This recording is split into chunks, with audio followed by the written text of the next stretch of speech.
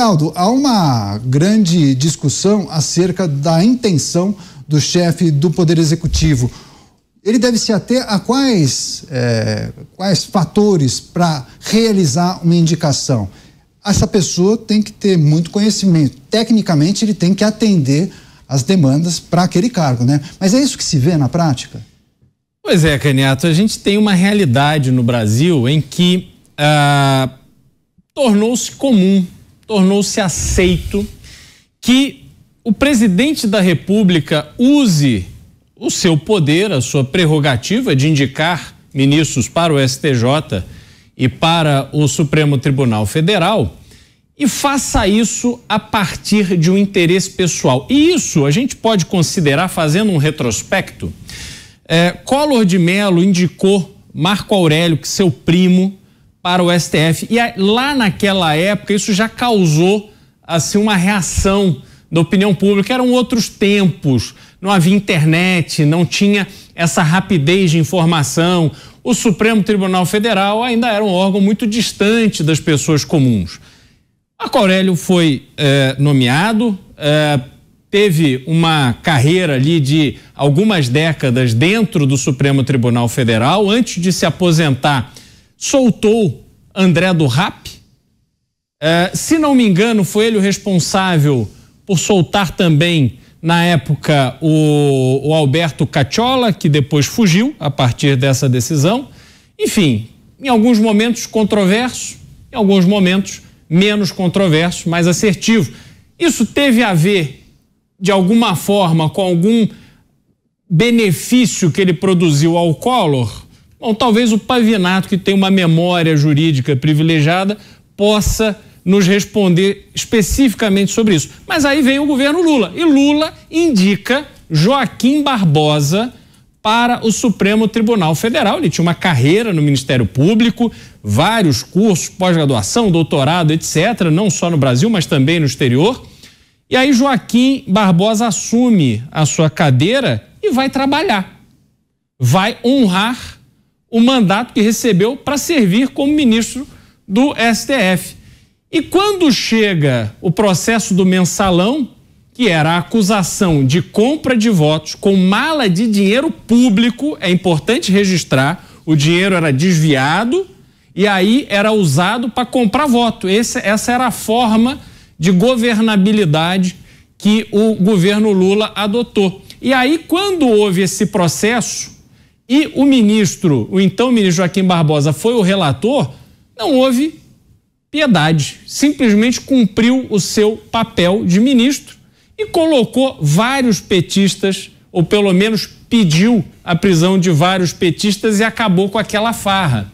Aquilo foi muito traumático e a partir dali, Lula e depois Dilma passaram a fazer indicações não de pessoas que de fato possuíam os predicados necessários para ocuparem vaga nesses tribunais, mas sim aqueles que deveriam ser mais leais. Alguns até não foram. Há histórias que a gente ouve, tal, de promessas que foram feitas, mas que depois essas promessas não foram cumpridas, né? A gente precisa fazer um registro aqui de que ao final do mensalão houve também troca de ministro e o novo ministro que entrou na corte então votou pelos embargos infringentes e tal, que era para dar uma aliviada na turma que tinha sido presa com a boca na botija. Se perdeu por completo essa linha constitucional e moral necessária para se formar as Cortes Superiores do Brasil. E assim temos isso até hoje. A gente precisa lembrar da importância do STJ. O STJ, como Mota nos explicou, uma corte de 33 ministros, divididos entre desembargadores federais, desembargadores dos TJs estaduais e advogados. Eles têm uma missão muito importante. O próprio ministro Félix Fischer, que é quem abre esta vaga para a indicação do presidente Lula, ele teve uma atuação muito importante. Ele mandou prender todos, com exceção de uma única conselheira, mas todos os conselheiros do Tribunal de Contas do Estado do Rio de Janeiro. Veja o poder de um ministro do STJ. Numa canetada, um belo dia, às 6 horas da manhã, os conselheiros foram todos presos. Era preciso investigar o que esses conselheiros fizeram, as denúncias de corrupção que havia. Entretanto, o ponto não é esse. Quando um ministro toma uma decisão dessa e torna um Tribunal de Contas de um Estado que tinha acabado de sair das mãos do Cabral, era claro e evidente que muita coisa dentro do Tribunal de Contas precisava ser avaliada do ponto de vista criminal, jurídico, legal. Entretanto, por mais de 5 anos, o Tribunal de Contas do Estado do Rio de Janeiro, este estado problemático do ponto de vista de gestão, que teve a maioria dos seus últimos governadores preso.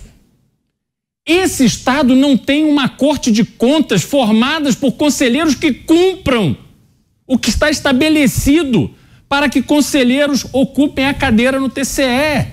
Como pode o STJ manter aquele Tribunal de Contas sem o seu corpo estabelecido? Essa é a dimensão da importância de um ministro do STJ. Então, eu estou contando essa história para frisar o seguinte: essas indicações são extremamente importantes para o devido funcionamento do Brasil, para que as instituições funcionem, sejam fiscalizadas de forma eficiente, para que a população, nos seus temas que são discutidos no âmbito judicial, possam ter no STJ uma corte eficiente, célere, consciente, que cada ministro tenha consciência da sua responsabilidade. Agora, quando se usa o parâmetro, a referência da amizade, do relacionamento pessoal, da lealdade que se tem com a causa do partido, aí, meus amigos, esqueçam, porque a gente não vai conseguir ter esperança assim nessas nossas cortes superiores.